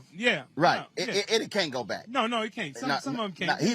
He truly the silver fox now. Yeah, he's the silver fox. I just got to touch. I got touch-ups around the corners here. Around the corners. That's all it is. Right. Because the whole Zaddy thing is now in since Ron Isley and the Verses. Yeah. Yeah. Because even Chris Spencer trying to actually, I don't know why. You too. Well, actually, mine is legit. Chris, I don't. Yeah. Well. I mean, that's not even a real ass beard he got. Well, yeah, it has to connect to be a beard. You say can't be like spots? No, it can't be Patches. Yeah, can't be. Your nickname can't be Patches. Yeah. If you're trying to, no, it has to connect and grow full. Right. That's like the James Harden almost. Yeah, that's what it is. Yeah, and it's a little tame today. It's trimmed down, but we'll see. I don't know how James Harden eat, man. Without, I don't know, because every time I have a meal, they were like, ham and sex, stuff all up in. Yeah. See, I can't. Yeah. I just can't let it grow out. I can't. Okay. I literally have to trim it. Yeah, no. My dad's like, son, let it grow out. I'm like, no. Right. After one day, I let it every 2 days. I can't. I feel you. That's how it was. But yeah. I was like, I'm gonna let it grow, and I dig the growth. So we'll see. Okay. All right. Yeah. Baby, always good to see you. Always. We had to bring the show here, and do a little something, and that's what we do. So. How long does it take you to get on a plane with all this? What? I mean, look. You got 2 carloads. It's half a carload. You got monitors. It's 2 lights. You got monitors. You got tripods. You got tripods. Cables. Really? Yeah. You got cables. Right. Well, but it's a show. Okay, I see. It's a mobile show. I get it. You damn Skippy. I get it. Okay. That's right. That's how we do it. Okay, you got to yeah. No, because the Mother Black show, you see, they just do the show by iPhone. No. Might want to do that. No, we can't do that. This ain't TV One. Okay, see, I didn't say that. I didn't say that. I love TV One.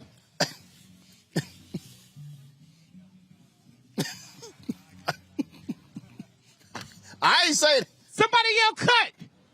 Oh, I thought you were continuing. I'm done. I said I love TV One. Okay, but you really love Roland Martin Unfiltered on the Black Star Network.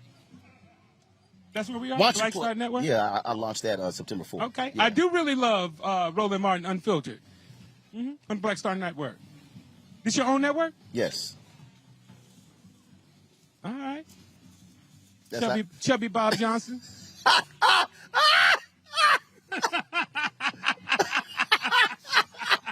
You ain't right. That's how I saw it. Look. Hey, if you're going to do it, do it. That's how I saw it, baby. I ain't mad at you. If you're going to do it, do it. Do it, baby. Ain't nothing to it but to do it. That's it. All right, y'all. We going to a break. We come back. More from the Anthony Anderson Celebrity Golf Classic 4th Annual. We got some other video. Wait till we show y'all the video of Dr. J. We come back. We'll talk to Rob Patillo as well. We'll talk about the Ahmad Arbery case. All of that next. Roland Martin Unfiltered on Black Star Network. Back in a moment.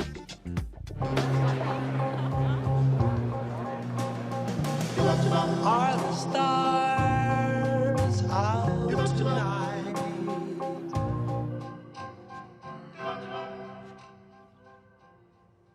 Alexa, play our favorite song again.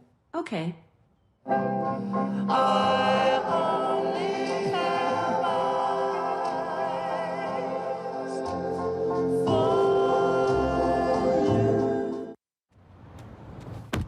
Oh, that spin class was brutal. Well, you can try using the Buick's massaging seat. Ooh, yeah, that's nice. Can I use Apple CarPlay to put some music on? Sure, it's wireless. Pick something we all like. Okay, hold on. What's your Buick's Wi-Fi password? Buick Envision 2021. Oh, you should pick something stronger. That's really predictable. That's a really tight spot. Don't worry, I used to hate parallel parking. Me too. Hey. Really outdid yourself. Yes, we did. The all-new Buick Envision, an SUV built around you. All of you. Once upon a time, there lived a princess with really long hair who was waiting for a prince to come save her. But really, who has time for that? Let's go. Feeling myself. She ordered herself a ladder with Prime one-day delivery, and she was out of there. I want some hood girls looking back at it and a good girl in my tax bracket. Now, her hairdressing empire is killing it. And the prince, well, who cares? Prime changed everything. Hey, I'm Donnie Simpson. What's up? I'm Lance Gross, and you're watching Roland Martin Unfiltered.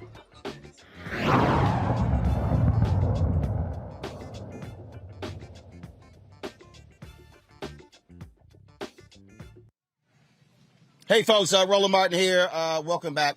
Roland Martin Unfiltered, Black Star Network. We are here near San Diego for the fourth annual Anthony Anderson Celebrity Golf Classic. This is the, man, we've spent a lot of time out in Southern California. I told you I was like a tour. We had a Cynthia Entertainer was first. George Lopez was second. Eric Dickerson was last week. Anthony Anderson is this week. This is actually don't keep this shot, y'all. This is the drone shot going down the 18th hole. Again, this is a fabulous course. We had a great time playing this course. I have no idea what our team shot, but we don't really care about those scores. An absolutely gorgeous also clubhouse here, and so they were phenomenal hosts. The brother, first of all, let me thank here. What was that brother's name? Was it Daryl? Let me thank Daryl. Daryl hooked us up, made sure we had power, and so some of the other folks here. And so we always got to give a shout out to the folks who do us right. They actually made sure we actually, again, were able to hook up, give our lights, cameras, everything like that. For the show. All right, folks. Let's talk about the news in Georgia. Day two of the trial of the three white men who killed Ahmaud Arbery. The continuation of this trial. Rob Patillo joins us right now, of course, with the Rainbow Push Coalition, Peach Street Project, also the attorney there as well. Robert, this is the thing here. The attorneys for these three white men, they know what the hell happened. They know they chased his brother down. They want to demean his character. They want to tear him apart left and right. We know that's exactly what they want to do. So what happened today in the courtroom? What we saw today, and thanks so much for having me on, Roland. Barbara Arnwine from the Transformative Justice Coalition has been providing outstanding leadership for the social justice community down here in Glenn County, Georgia. What we saw today was the beginning of the prosecution's case in chief, where they presented evidence and testimony from the first officers who responded to the scene of the shooting.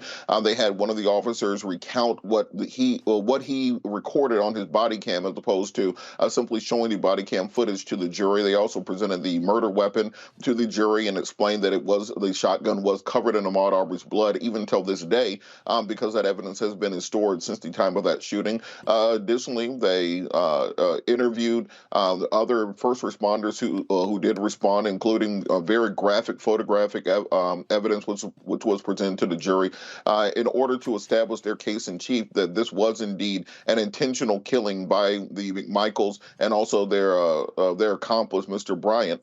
So what we're going to see is probably the prosecution wrap up their case in chief tomorrow, because they have a very simple and direct case. They're going to be relying primarily on the video evidence and the statements by officers, and then turn it over to the defense for their case in chief thereafter. And I think the judge has articulated they do plan on having this wrapped up by Thanksgiving. So we may indeed have the secession of the defense case by the beginning of next week, and then into deliberations.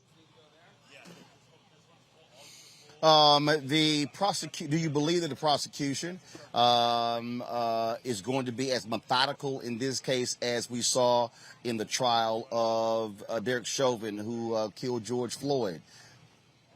Not at all. And I think that's one of the concerns that many of us have who are down here in Glenn County, Georgia, addressing this case. Going back to even the jury selection in this matter, we ended up with a jury that had, people are fixated on the 11 white women and one African American being on the jury panel. But the bigger issue to me, having tried cases, is the fact that one of the McMichaels is a retired law enforcement officer, and two of the people on the jury are retired law law enforcement officers. You also have a retired military officer on that jury. You have a 911 operator who's on that jury. So you have people who have direct conflicts with rendering a fair judgment and fair verdict in the case. Often cases are won and lost in the jury selection phase. So I think that should be very concerning to people. Even the judge in the case during jury selection articulated that he believed that there was a racial issue with regards to the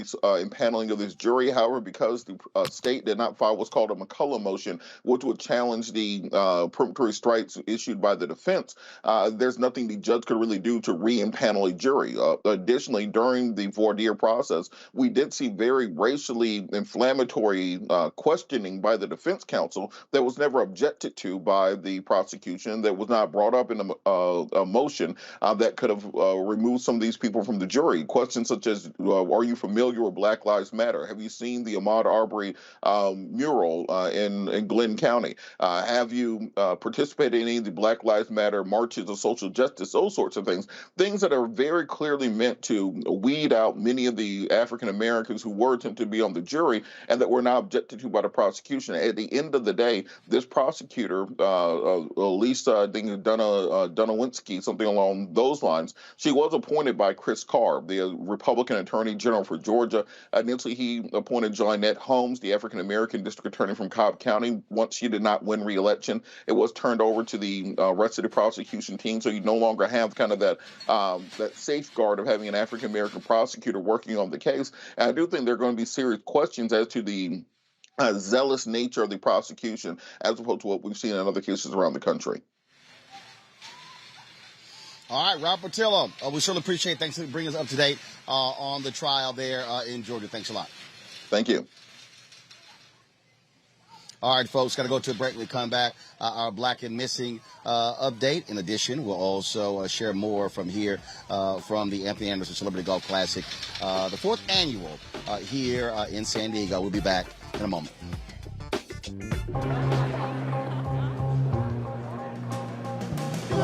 Are the stars out tonight?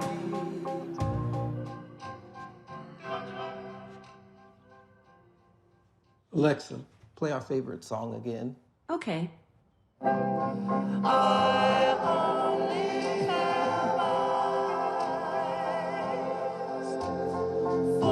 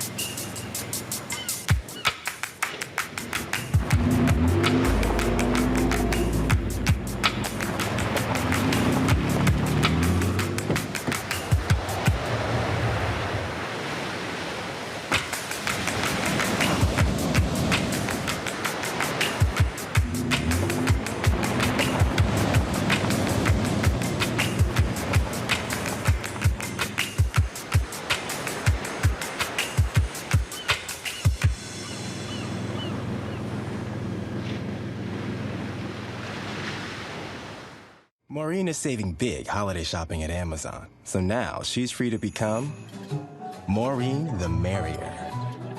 Food is her love language. And she really loves her grandson. Like, really loves. Hi, I'm Vivian Green. Hey everybody, this is your man Fred Hammond, and you're watching Roland Martin, my man, Unfiltered.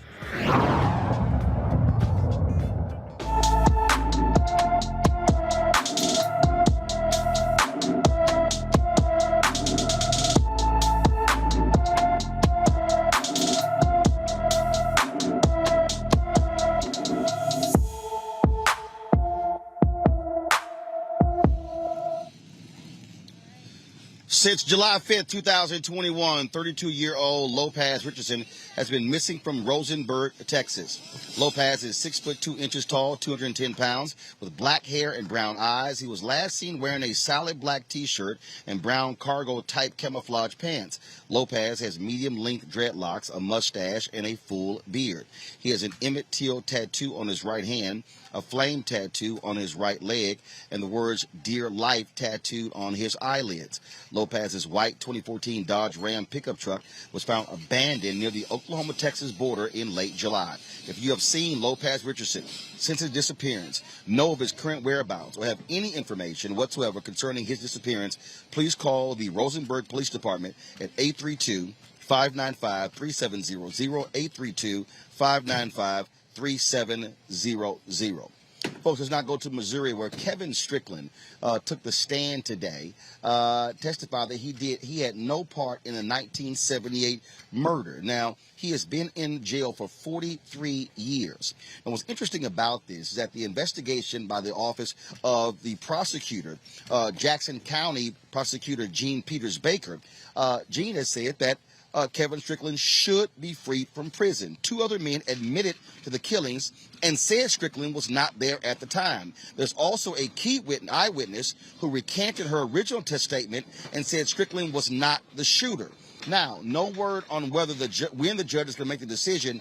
Here's what is interesting here, Lee, and that is the Missouri Attorney General, Eric Schmidt, his office keeps arguing that Strickland's conviction should be upheld. And there was a new law that was passed in Missouri that allowed for prosecutors to make direct appeals for people who have been wrongfully convicted. And this is one of the things that is so troubling.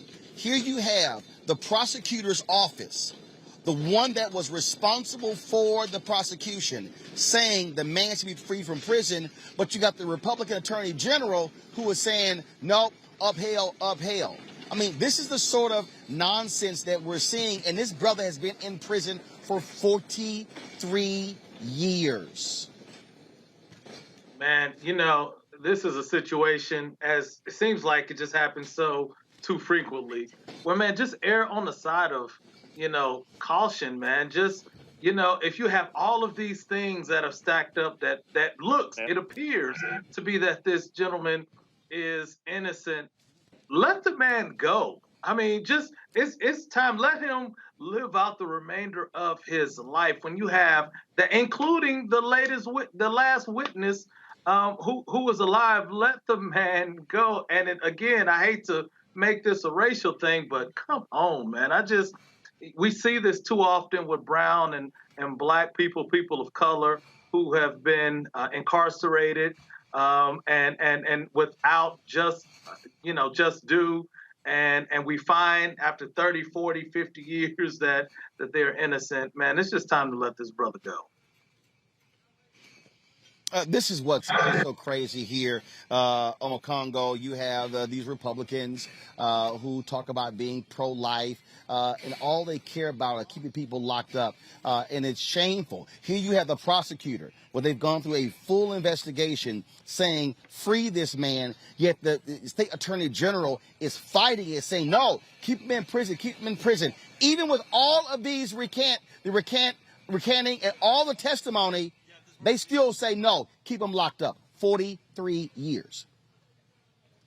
This is just, it's inhumane, man. I want to say it was ridiculous, but it's inhumane. I'm thinking about, before Trump became president, I started to actually see some Republicans who are actually starting to change their stance as it relates to prison reform. They were reading books like The New Jim Crow, Michelle Alexander, and they were kind of focusing on the economic side of things in terms of why we needed it. But there were some changes that started to come. Under Trumpism now, it's back to where we were during the crack epidemic, man. Lock them up, throw away the key, doesn't really matter. I'm thinking of all the things that I accomplished in the 43 years of my life that this man did not have an opportunity to do. And we need to have people call for compassion. We talked about this with Julius Jones as well, man. And so really at the end of the day, the prosecution is there as well. We need to put this pressure on, man, because they are going to keep doing that. They're going to keep locking us up, and for crimes that we did commit, for crimes that we didn't commit, for crimes that we may have committed, they are going to do anything to keep a black face as the face of incarceration, and it really has to stop, and it's only going to stop with continued pressure from us. And so I'm really glad that you're bringing up this story, because you're not going to hear this anywhere else but Roland Martin Unfiltered. Julian. My heart breaks when I see the brother in a wheelchair. He's in a wheelchair. He's incapable of doing anything. He's been incarcerated for 43 years for something he did not do. But this is the pattern of what has happened to Black people in this country, is that witnesses are coerced, the prosecutors are desperate for a conviction, they will lock anybody up for as long as they can, and the basic, I don't even want to deal with the issue of compassion. It's really an issue of justice. This man not only needs to be released, he needs to be released with a big old paycheck so that he can live the rest of his life in some comfort that he's been denied for the past 43 years. This is repugnant, it is ridiculous, but it is really so-called justice, which is just us in white America. And we'd have to, Obakongo is right at a level, we have to go back and look at the ways that we have been criminalized. So you see a Black man, he's a criminal immediately, can be locked up immediately. You've got the recanting, you've got all of this, but you've got a greedy prosecutor who really believes that this man should not have justice. It's wrong. Roland, thank you for lifting it up. But let's just say, just like we lift this one up, Kevin Strickland is one of thousands of Black men and women who have been unjustly incarcerated.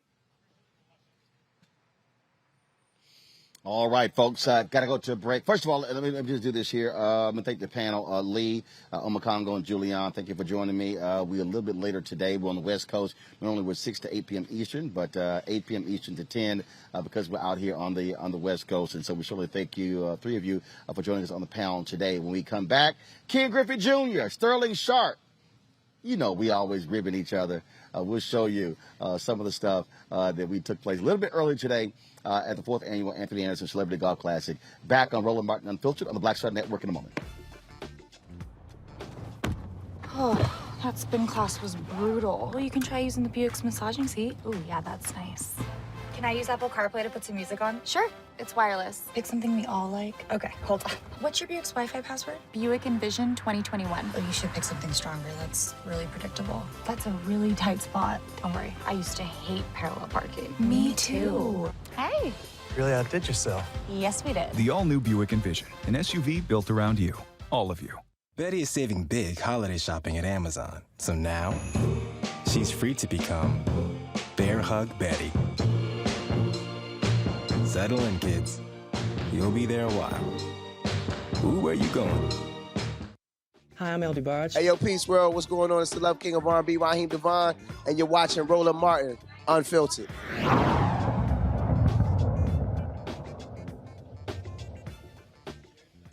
All right, folks, welcome back to Roland Martin Unfiltered. There's always a lot of trash talk when we're at these golf tournaments, and two of the biggest trash talkers, other than me, Ken Griffey Jr., Hall of Famer, as well as Green Bay Packers Hall of Famer, University of South Carolina Hall of Famer, Sterling Sharp. Here's us having a little fun before we teed off today at the tournament. Understand? Hold on, let me see that. Hold on, that don't mean nothing. Hold on, everybody know I'm the coolest damn tech geek you ever seen. Multiple drones, I can do it all. Right. That little cute camera you taking photos with your son, that ain't nothing. What cute? Hey, what? I remember when you were on ESPN, your son was playing football, they had you in the end zone taking photos. Mm-hmm. See, I remember everything. That was cute. No, that wasn't. That was cute. Look. See, he don't know. He don't know. See, he got just because you got a drone, I got a drone. No. I don't have just a drone. No, I got the drone. No, I have multiple drones. No, see, I don't want to. We got multiple gear. No, because see, here's the deal. They gonna be shooting with a drone. I got the men with me, plus all the other tech. Hey, we need a versus on the drone. We need a versus. No. I'm telling you, I'm the coolest tech guy. That's right. If they say cool tech guy, it's me. I didn't see that when I looked in the dictionary and the cool tech. Oh, I guarantee you, it's like Roland. Ain't nobody else. No, I didn't see that. See that? See, he's a Hall of Famer in baseball. I'm a Hall of Famer in media. Oh, bro. No, actually, I am. In tech. Actually, I get sworn in December. I get inducted in December. Hold on. Well, congratulations. Appreciate it. Thank you very much. Now, I don't want to see no Michael Jackson speech. Oh, no. Because, see, first of all, they only limit us to 2 minutes. It's okay, 'cause I'm going to throw my own Hall of Fame party. Okay, T.O. I'm going to throw my own Hall of Fame party. You know, they were like, oh, well, you know, it's going to be virtual. So you got 2 minutes. I was like, You 2 minutes? Yeah. Okay, I said, no, for everybody. Look, the mayor of Houston already said we're going to do a city celebration for you. I was like, that's what I'm talking about. That's what I'm talking about. Hey, man, them ass-kicking chickens blowing somebody out. It just shows you how bad Florida really is. Another Hall of Famer. Hey, man, yeah, good, yeah. Just shows you how bad they are. Another Hall of Famer. We leaped on. Yeah. I was like, I ain't see that coming. I did. Yeah, I ain't see that coming. coming. Yeah. Well, I didn't see Florida being that bad. Because all I know is they ain't beat Texas A&M since we got to the SEC. Oh, my bad. I'm sorry. All right, so you about to rub a friendship wrong. No, I was like, because, people like Joe Taker, Bakari, he might have a flashback. Yeah, you No, I'm just saying. No, I mean, like, I know some people in South Carolina. Yeah, so you about to rub a friendship. What? No, I'm just saying, since we've been there, y'all ain't gonna beat us. I'm just, I'm just saying. But it's all love. He get all silent. I'm gonna take over next year. Oh, you gonna take over next year? Win one game. You gonna take over the play call? One game. I'm just saying, it's been about 6, 7 straight, I think. Or 8. Might be 8. Yeah, it might be 8. Man.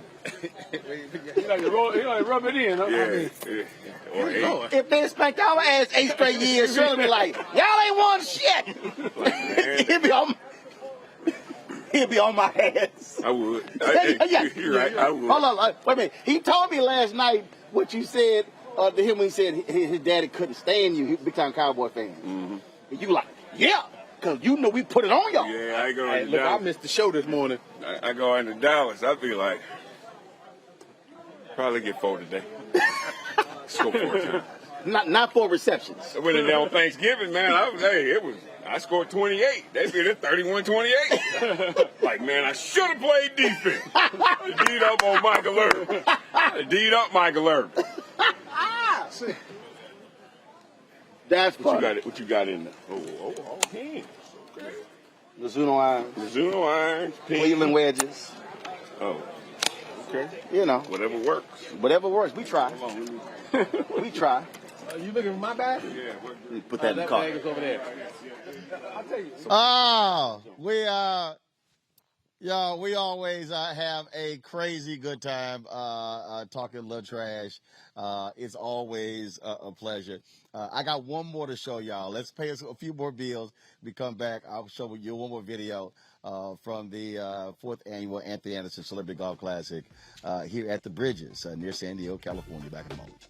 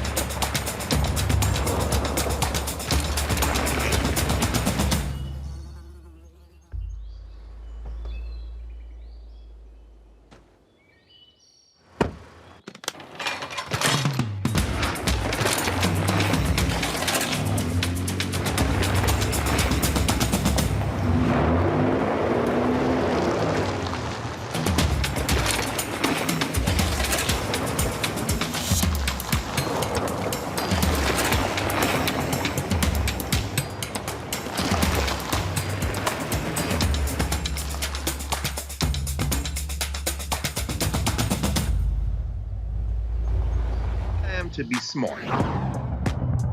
Roland Martin's doing this every day. Oh, no punches! Thank you, Roland Martin, for always giving voice to the issues. Look for Roland Martin in the whirlwind, to quote Marcus Garvey again. The video looks phenomenal, so I'm really excited to see it on my big screen. Support this man, Black Media. He makes sure that our stories are told. See, this difference between Black Star Network and Black-owned media and something like CNN. I got to defer to the brilliance of Dr. Carr and to the brilliance of the Black Star Network. I am rolling with Roland all the way. Honored to be on a show that you own, a black man owns the show. Folks, Black Star Network is here. I'm real revolutionary right now. Roland was amazing on there. Stay black. I love y'all. I can't commend you enough about this platform that you've created for us to be able to share who we are, what we're doing in the world, and the impact that we're having. Let's be smart. Bring your eyeballs home. You can't be black-owned media and be scared. You dig?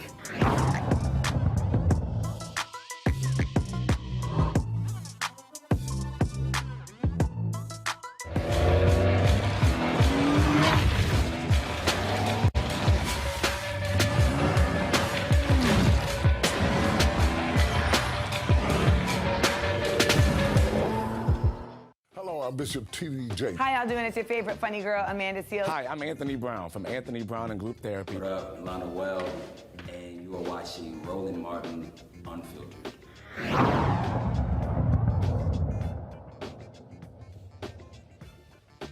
All right, folks, certainly glad to have all of you here again joining us. It's been this West Coast swing of ours. Like I say, this is the fourth time we've been here in the last couple of months. Has been absolutely great. As you see with this photo right here, we always take a photo, all different celebrities who were here. Flex Alexander. You see a lot of the greats. Guys, pull the audio up, please. You see Chris Spencer. My goodness, Vince Coleman. Yeah, y'all. Yeah, there you go. There's a lot of trash talking when we do this. We do the celebrity photo. Check this out.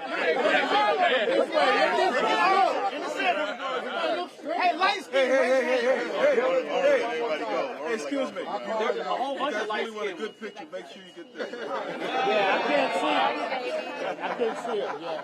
This motherfucker. See Mike Phillips there, Willie Galt, Dr. J, CC Sabathia.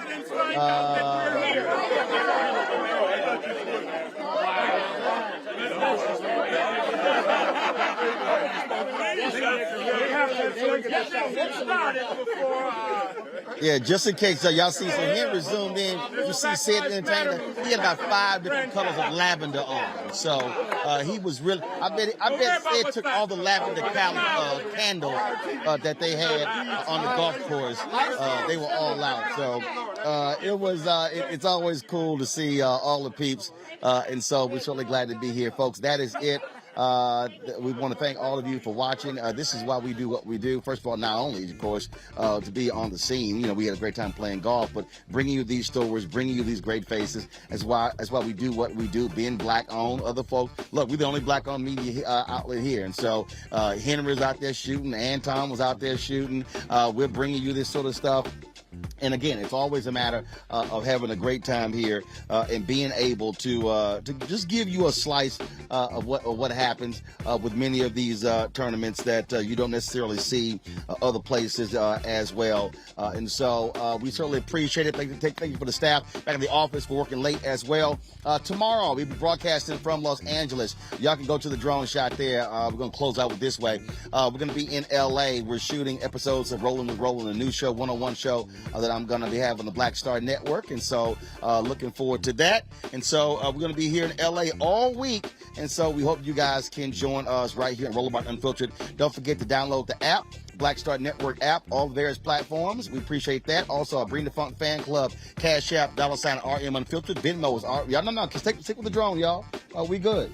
I can go ahead and just repeat it. Cash App, $RM Unfiltered. PayPal, R Martin Unfiltered. Venmo is RM Unfiltered. Zelle is Roland at RolandSMartin.com. That's it for us, folks. Y'all take care. I will see you tomorrow from Southern California. Holla!